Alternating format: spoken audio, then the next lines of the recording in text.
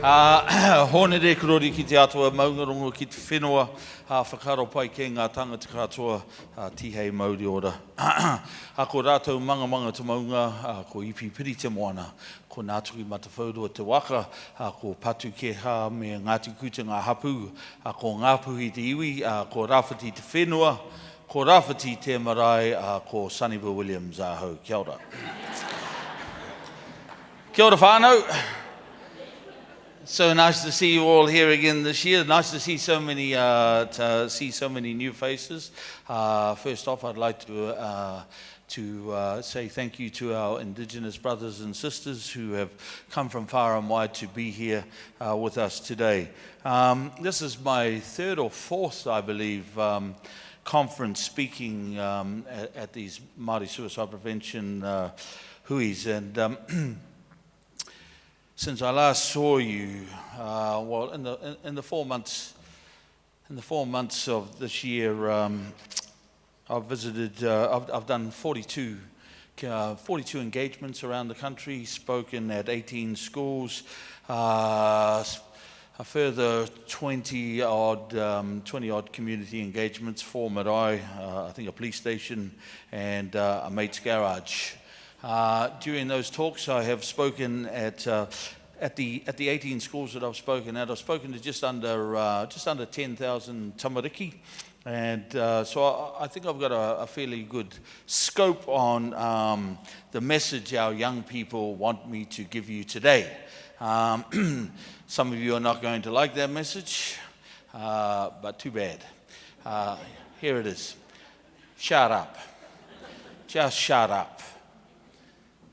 Our young people are feeling completely disconnected from our generation. We are constantly talking about closing the gaps, but when we talk about closing the gaps, we talk about closing the gaps between rich and poor. Our generation, we monetize everything. We say close the gaps between rich and poor, close the gaps, close the gaps. That's not the gap that needs closing. The gap that needs closing is the generational gap, the gap between our young people and us. It has never been wider. Our young people don't trust us. Our young people don't come to us with their problems. The reason they don't come to us with their problems is because as soon as they come to us, we don't hear my baby is hurting. We don't hear my boy is hurting. What we hear is my child is telling me I'm a bad parent, and we make it all about us.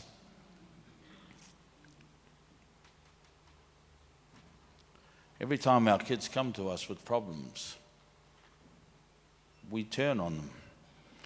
You know, there's two types of people living in this world right now. There are those who are struggling to climb the social ladder, struggling to buy all those fancy toys and fancy cars and boats and fancy holidays. And to do that, both parents have to work, and they spend longer hours at work, and our children spend longer hours by themselves. And then there are those who are struggling, those who are just struggling to put food on the table and having to work 3 crappy jobs. Often raising kids by themselves, solo mums, solo dads, all just battling to put food on the table, leaving our kids at home. For all the social climbers, our children don't want your fancy toys, they don't want your fancy cars, they don't want your fancy holidays. All they want is your time. That's all they want. You know, it's interesting that we call this a suicide prevention hui, when there is no suicide prevention in this country. There is no suicide prevention in this country. It is suicide intervention and suicide postvention. It is halfway down the cliff or at the bottom of the cliff while the ambulance drives away. Why is that? Why is that? Why do we have 21 DHBs, 10 major NGOs, 10 major PHOs, and 2,000 charitable trusts and foundations all working halfway down the cliff or at the bottom of the cliff? Because that's where the money is. All the money's there. We work in suicide prevention. We're at the top of the cliff, so far back from the edge that no one knows we're working in suicide prevention. We're out there promoting positive societal attitudinal change. That's suicide prevention. We do it unpaid, unfunded. Why are we up there by ourselves? Because there's no money there. Nothing. Suicide prevention is about changing attitudes. We're always talking about our kids like we don't want to put the burden on our young people. Young people drive change. You know, here we are, old people. You know, we're old people trying to drag young people into our world. Our world's finished. Our world's finished. Our world finished the day we said, because that's the way it's always been done. Our world is finished. We're old people trying to sell ABBA to hip-hop. It's never going to work. It will never work. Our job should be to empower our young people.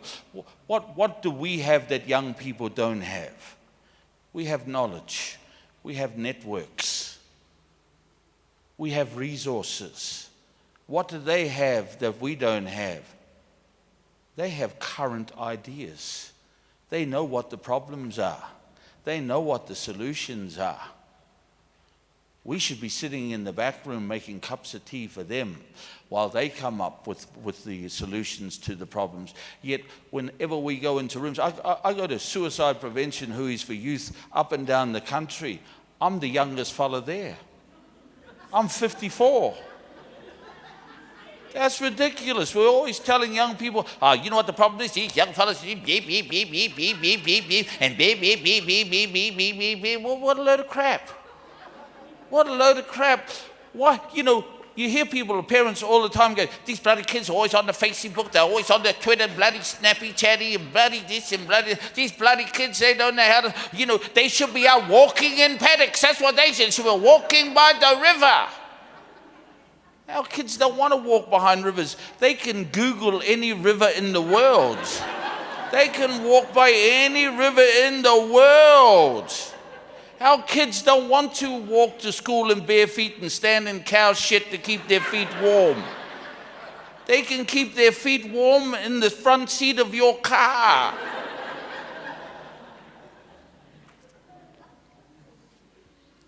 We need to be out there. You know, we will never find the solution to suicide. Our kids will. Our kids are the change makers. You know, we hate change. That's the thing we hate most of all. Our kids love change. I'll give you an example. I think it was 1998. Henry William Mohi sung the New Zealand national anthem in Māori at Wales for the very first time. In Māori only, all redneck New Zealand went apeshit. I can't believe this. How dare they? That's not our. And when you point, that's one of our languages. That's not our language. And this wasn't one day. This talk back went ape for a month.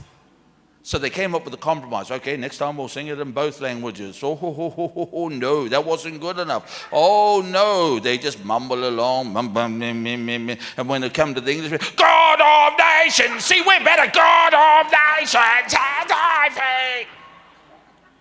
We resisted. The only ones who didn't care were our kids. They sang it. They loved the Māori national anthem, especially the Pākehā kids. They loved it, especially the bit where they got to say whaka. They loved it. They didn't care about what their parents thought. They didn't care what the nation thought. They loved it. Cut to last year's World Cup.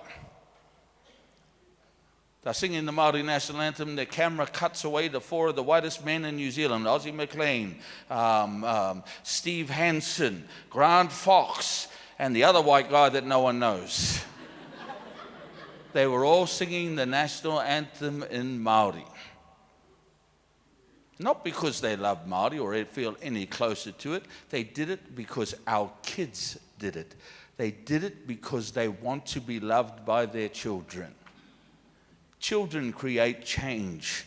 We need to be getting in and creating positive societal attitudinal change with our children. We need to be getting into the schools and talking to them about their problems, little problems. Make it okay to talk about problems, little problems, before they become major problems, before they become depressive thoughts, before they become suicidal thinking. That's suicide prevention. Stat. I'm going to use a stat because they said never use stats in talks, but I've never listened to that. Standard stat. 20% of the kids in our schools will have a major depressive episode at some stage before they leave. A major depressive episode associated with suicidal thinking. Whether it's a fleeting thought, I might as well jump off this cliff.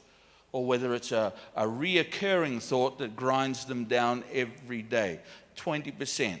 Standard stat, right? We've all heard that. Am I right?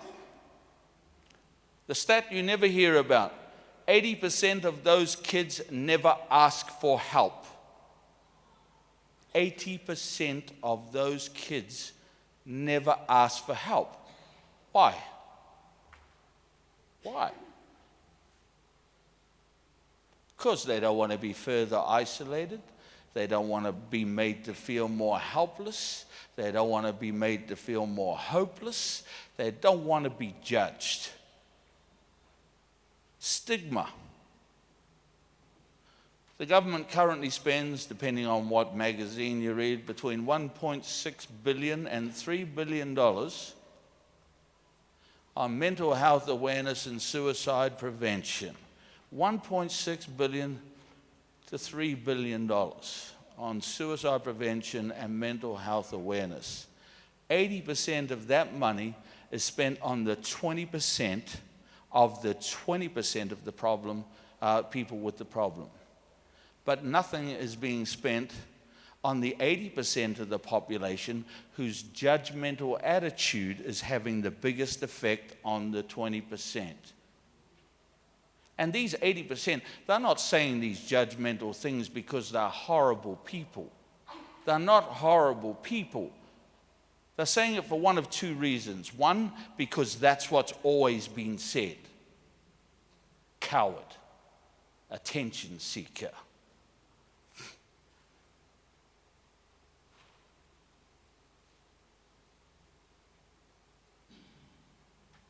So we say them. We say these things.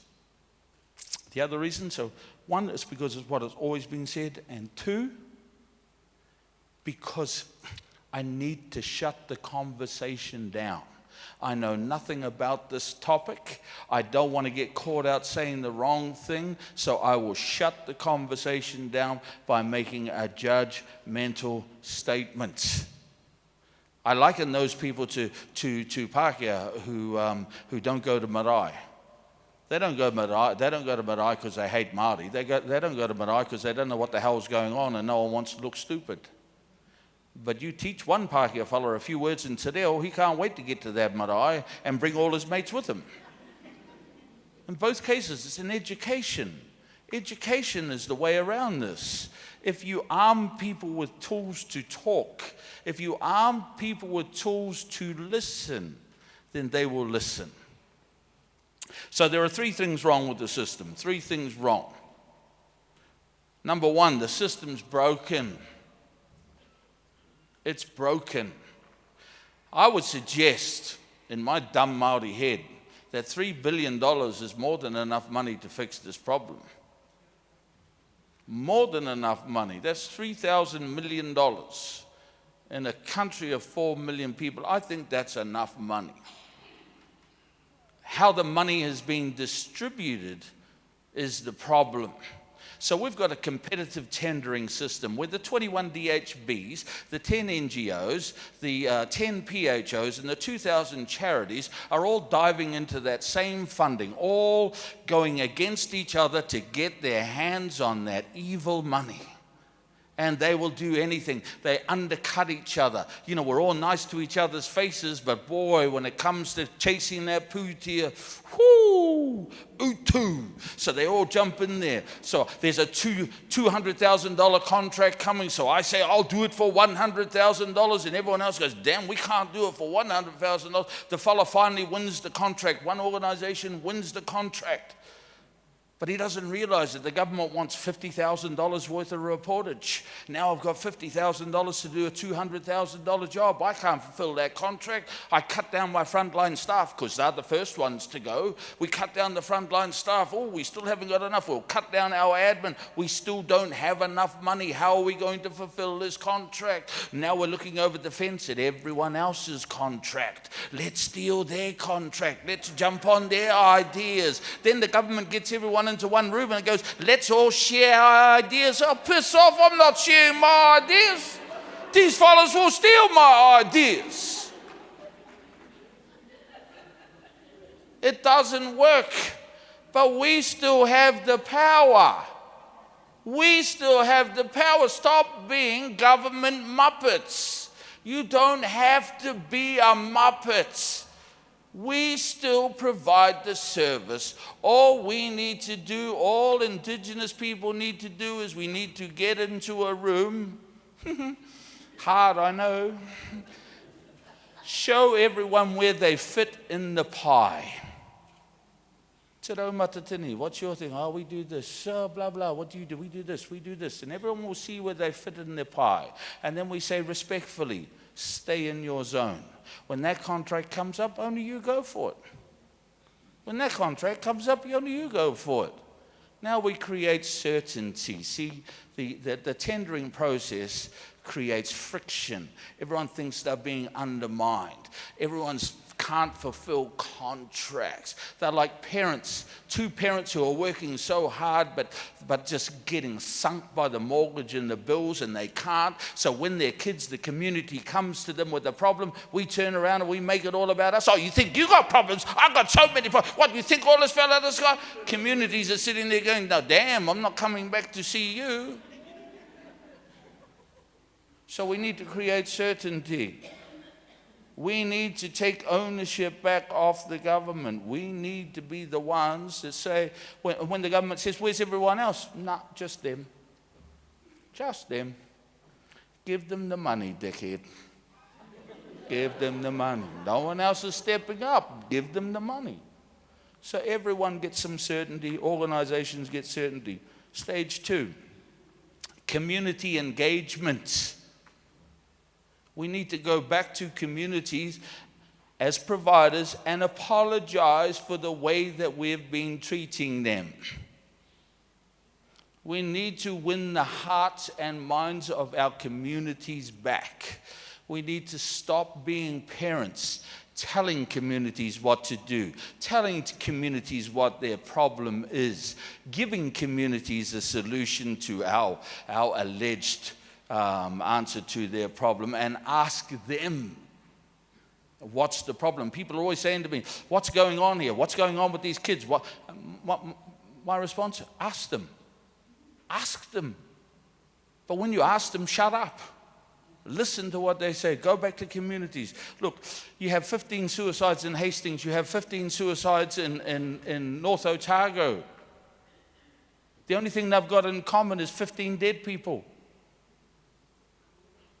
The reasons for the suicides in Hastings are completely different for the reasons for the suicides in Otago.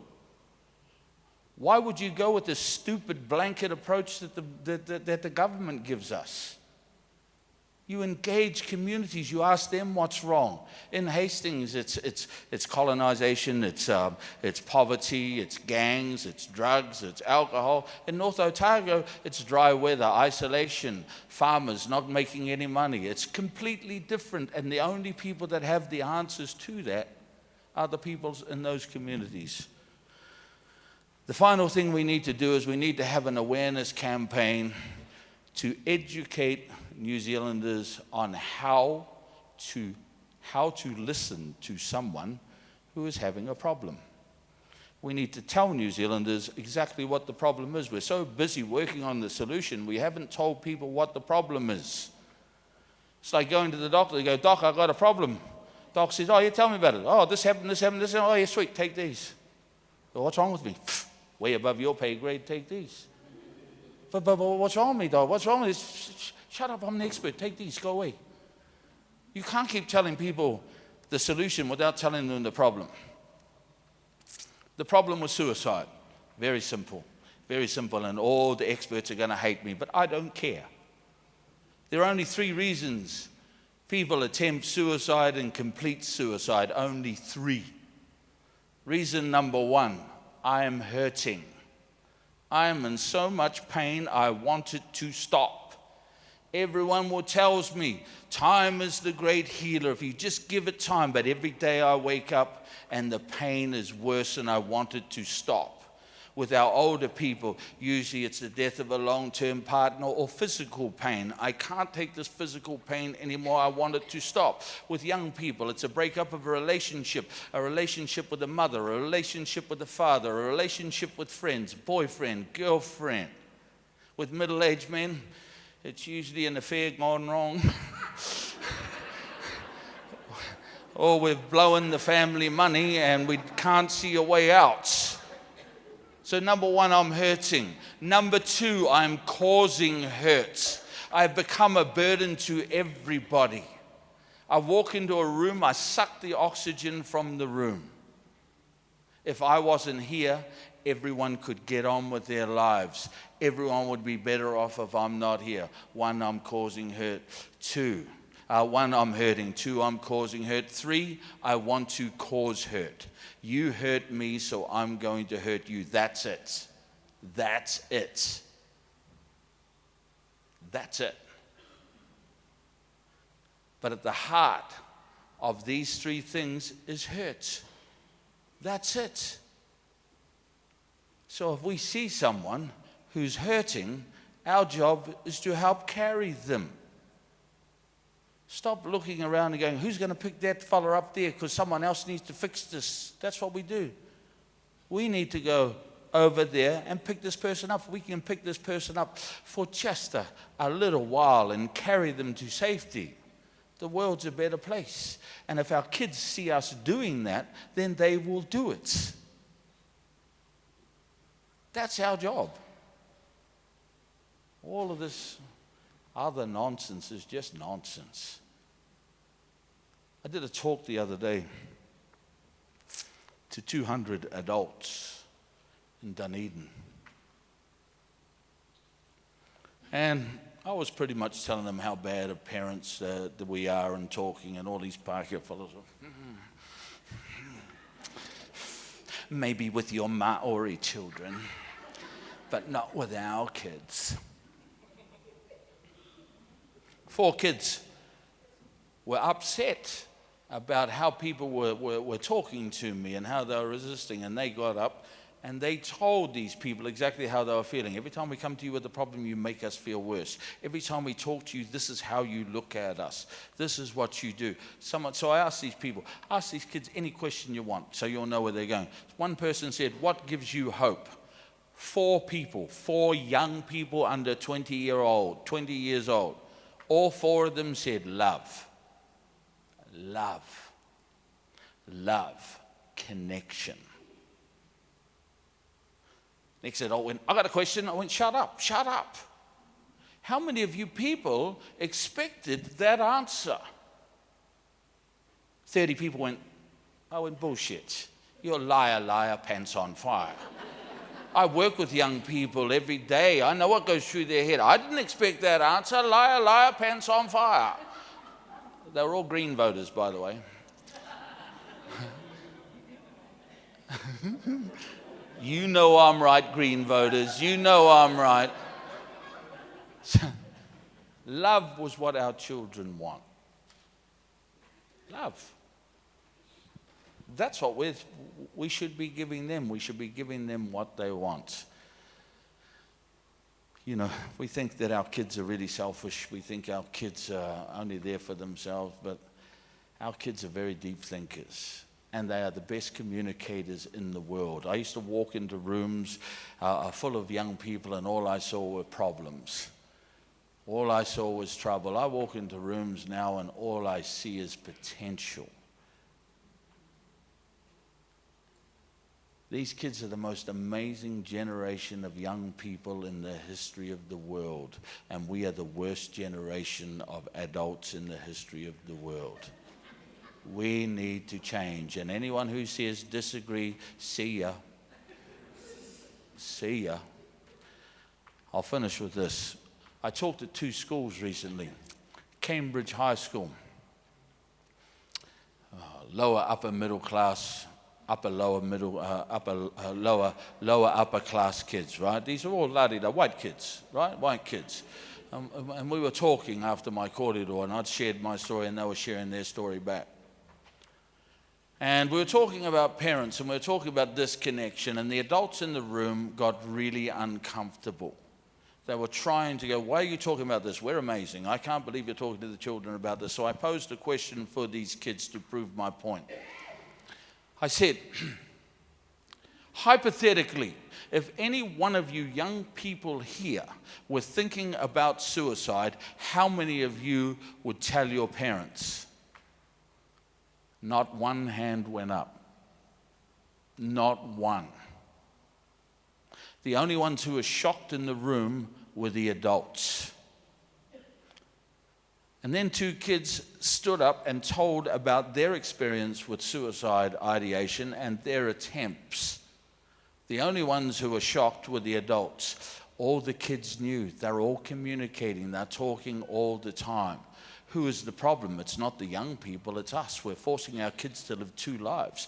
We're so busy risk managing their life. Whenever they come to us with a problem, they just give us the answer that we want to hear. Then when they leave the house, they tell their friends everything, including the most 3 fatal words in the world: don't tell anyone. We're constantly telling our kids that they've abandoned us and they've stopped talking to us, and you fellas don't talk to us anymore. They didn't abandon us, we abandoned them. At 14 years old, we decide they're old enough to look after themselves, and we leave them at home so we can work harder chasing that pootia, chasing that dream of fame and fortune. And then at 17, when we haven't spoken to them for 3 years, we turn around and look at them and go, what the hell's the matter with you? Why aren't you talking to us? I did the same talk the next day to 30 young people at a marae in Te Puke. I asked these 30 Māori kids exactly the same question. Hypothetically, if you were thinking about suicide, how many of you would tell your parents? There were about 30 kaumātua and kuia in that room who loved them dearly. They all looked. Not one hand went up. And I could see these kuya sitting there going, you better bloody put your hand up.